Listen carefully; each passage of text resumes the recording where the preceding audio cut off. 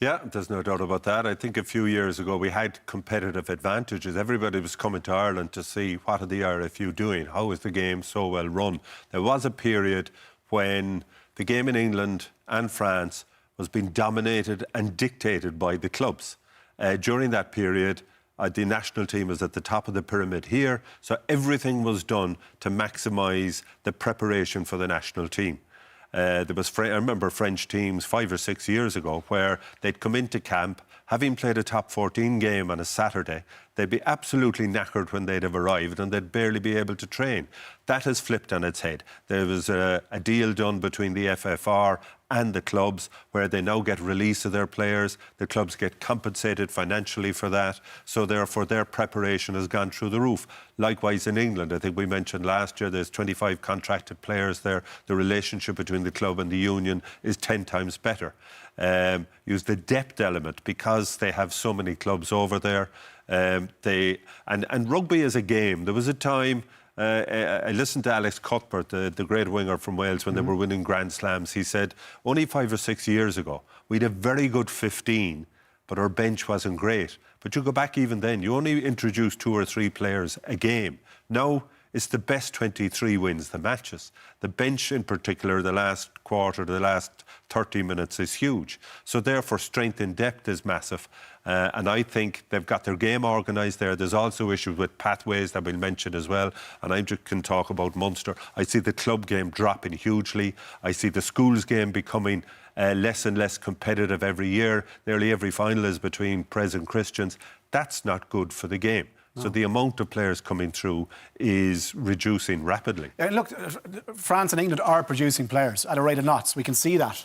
Why are we not producing players to the same standard? Like, what is the disconnect with what seems to me between what's going on, say, in academies and the transfer of players through to the senior set? Because we're not producing players, Bernard. That's the simple, raw fact of it. Yeah, it's amazing. I think, unfortunately, we have a heap of World Cup reviews gathering dust somewhere in the RFU, and I've never seen anything to come out of those reviews that would show a change in strategy to try and increase our player pool. So I think at the moment, the team that Andy Farrell has had has been cornerstoned by 5 lads who came from outside the system, okay, in terms of Finney Beadham, Bundy Aki, James Lowe, Gibson Park and Mac Hansen. And we were so lucky to have them, right? And then you have the Peter Mannies, the Conor Murrays, the Johnny Sextons, the Keane Healy's, the Keith Earls, who all passed academies a long, long time ago. And if you actually look at it since then, the production line has slowed to nearly a drizzle at the moment. Like last year's team, unfortunately, won the wooden spoon. This year's team don't look to be a vintage side, a little bit better. So what has happened? And what's been done to try and increase our player pool? Nothing. Like, Toulouse signed a hooker last week, an amazing young hooker, right? But they have 2 very good hookers, Mo Vaca and Marchand. Part of that deal is a 4-year contract. The first year he goes to Bayonne, okay? Plays next year in Bayonne, and he comes back to them for year 3 or 2, 3, 4. Who have we in our system who's actually organising and looking to get opportunities for our young players with potential to play abroad if they can't fit in the 4 provinces? What's been done to create an AIL 1A or 1B? Or a combination of that is going to give players better exposure. Like, and I just have seen nothing. I've seen no change. No. And I actually see now, and private schools in Dublin, in Leinster, are disenfranchised with the Leinster system. Disenfranchised. The most productive pool in terms of what we have. And I think we have to grow that, right? But don't crap on that. No. Don't crap on that. And have trust and respect for what's there. And so it is creaking, and I think David Humphrey's got a huge job in his hand to try and fix this. I think we need to review our pathway because we're not producing enough players. For Andy Farrell at the moment, we saw the A game the other night. There's not 1 million players out there, not even 1 million. There's not 10 players there that can play international rugby. And rugby. we're not expecting the numbers, but I guess we are expecting a certain standard of player and a standard of coaching when they get to a certain age that will bring them through to enable them to be competitive when they reach the senior setup. And we're all big fans of the club game here, like Cork, Clontarf, Greystones to a lesser extent, but we're fans of the club game. That has been allowed to just dissipate to the point where it is now. Like, I think firstly you have to caveat the fact that France and English population is bigger. Correct. Right? And they've got their house in order, so they're going to progress now at a rate. And we haven't necessarily disimproved hugely, but we're just not keeping up with the game. So how do we do that? Where are we going to get these players from? Is it looking at the schools? Is it looking at the clubs a little bit more to try and develop those players? And what do resources need to go in order to develop those players to get them up to the standard that they need to be at in order to slot into an Irish team in years to come. Yeah, and there's no short-term fix here, Donald. Like, whatever decisions are taken, we don't even know if there's an appetite to take these decisions. That's just the reality of it. Yeah, it's a but I professional think game. a lot of the players, in some respects, we highlight the fact Leinster produced, I think of the 14 forwards that were involved with Ireland last Saturday, Finlay Bealham was the only one that didn't come through the Leinster system. In some respects, the schools are so well organised here. It's almost where Leinster are able to cherry-pick the best of them coming out. I flip it down to Munster then, and I'm severely worried about where are the next generation of Munster players coming from. You go back, talking about all the Leinster forwards there, go back to when Ireland won the Grand Slam in 2009. 6 of the starting pack were from Munster. But they're just not coming through. And, I and it's very Cork heavy, and not to be, Rugby and Limerick. I'm not getting into that, but I do think there's a lot of fellas in the system, even who are on academy contracts or development contracts. But I can see now they won't be good enough for the professional game. Like, are we producing fellas to backfill squads who will play in the URC, or are we focusing on bringing players through who are good enough to play for Ireland? And to be fair, you mentioned the A team. I sat down and watched that. I said, right, let's see now who.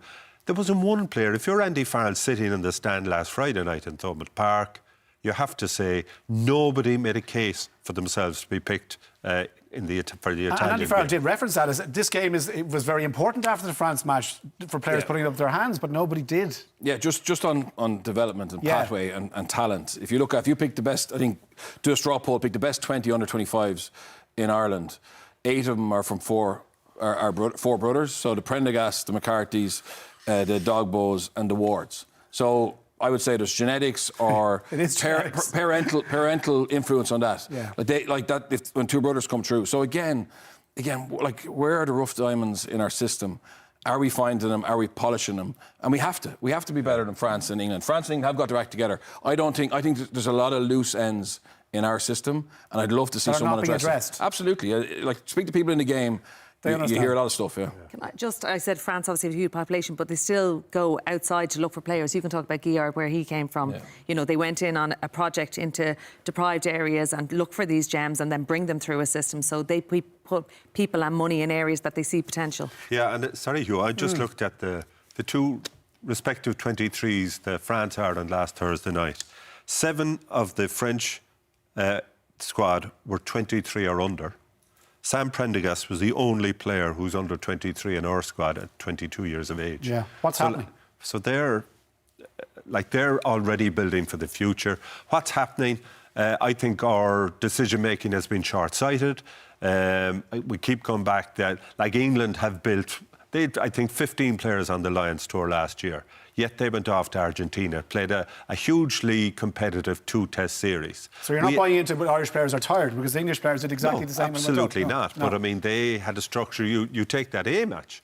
They looked a bit more organised. They had a better understanding of the way they wanted to play. Why was that? They played an All Blacks 15 last November. They played Spain, and 7 or 8 of that team that played on Friday night in Thomond Park were also on that tour in Argentina. We went to Georgia and Portugal. It was worth absolutely nothing to us. Can I ask, and this has been mentioned a couple of times, written as well as among the media, why was Andy Farrell allowed to leave in what was, I guess, a really important time in terms of the transition of this squad for a year to coach the Lions, when Ireland clearly need him and need every coach to be hands on deck? Would you have an issue with that? Is there need to be look maybe around that? I actually thought it was a good idea at the time. I did, because I thought he's been in Ireland so long. Okay. He was going to get, I suppose, pick up things from the other coaches and players. Now, he ended up bringing a lot of Irish coaches with him, so he lost that opportunity, and a lot of Irish players. So it wasn't as transformative as I thought it would be.